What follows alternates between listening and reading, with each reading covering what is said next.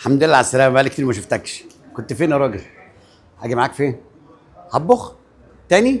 لا، هندي العيش لخبازه، اعرفك بالشيف محمود واعرفك عليه اكتر هناك.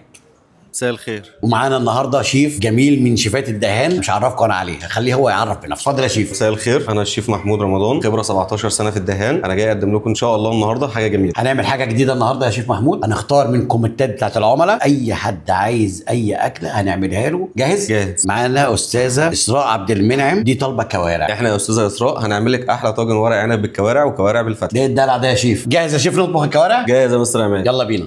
السرعه اللي انت فيها دي بكشر الدهان هنطلب منه الكوارع. تمام، يلا اطلبها. الكوارع وصلت اهي. عايزك تتفرج على جمال الكوارع بتاعتنا. نحط البصل، الحبهان، ورق اللورا، ورق اللوري، ننزل بالكوارع على طول. الكوارع بعد ما اتسلقت خليناها وقطعناها بالمكعبات ديت. احنا هنبدا بقى نعمل الخلطه بتاعت الكوارع بالورق العنب. اول خطوه هننزل بالسمنه. هتساعدنا يا ريس؟ انا علمت كل حاجه برضه يا شيف محمود. اوعى تدلق السمنه عليا.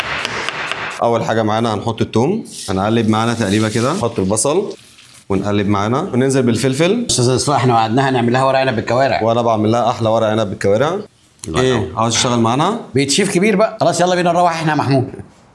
احنا كده هننزل بالكوارع، نقلب الخلطه كلها ببعضيها. انا ورق العنب جاهز عندي. ممكن تلو لنا طاجن ورق عنب رصه كده عشان احنا هنحط الايه، الكوارع بالورق في النص كده. اول حاجه البهارات، الكمون، الفلفل الاسمر، جوز الطيب، الملح اخر حاجه. انت ايه رايك في الريحه معانا؟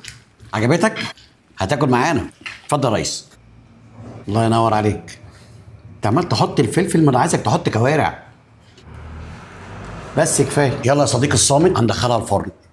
يلا هنقفل بقى ونسيبها بقى كده لغايه ما ايه وش كله يحمر معانا. انا دلوقتي يا مستر عماد هعمل لك صوص الفته. انزل بالزبده، سيبها تسيح شويه. يلا كمل انت معانا بقى، انا عايزك تشتغل معايا شويه. انزل لي بالثوم. اوعى البدله. هو صاحبك ما بيتكلمش ليه يا مستر عماد؟ طول ما معايا مش هيسمع صوتي. ده بقى شيف جامد يا عم عماد. بص معانا يا مستر عماد الجمال دوت. الله يا استاذه اسراء، ده الورق عنب بالكوارع. لسه هنعمل لها الصوص بتاع الفته والشوربه بتاعت كزبره. انزل بقى بطشه الخل الجميله، الصلصه، الملح، بهارات، كمون، فلفل اسمر، جوز الطيب. الله ينور عليك يا شيف. احنا كده خلصنا الفته يا شيف محمود. قول لنا بقى حطيت ايه؟ زي ما انت شايف كده طبقه رز من تحت، وفي النص كده العيش المحمص. محمصه بايه يا شيف؟ محمصه بزبده. انا عايزك تمسك بقى واحنا بنزوق بقى الفته بتاعتنا بالكوارع. اشتغلنا احنا الثلاثه مع بعض.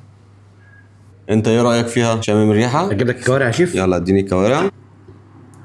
ايه الجمال ده؟ ايه رايك؟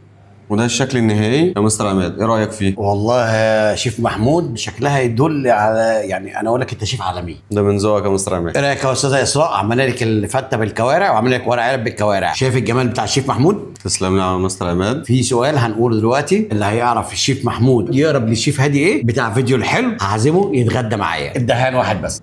الدهان ايه؟ واحد بس.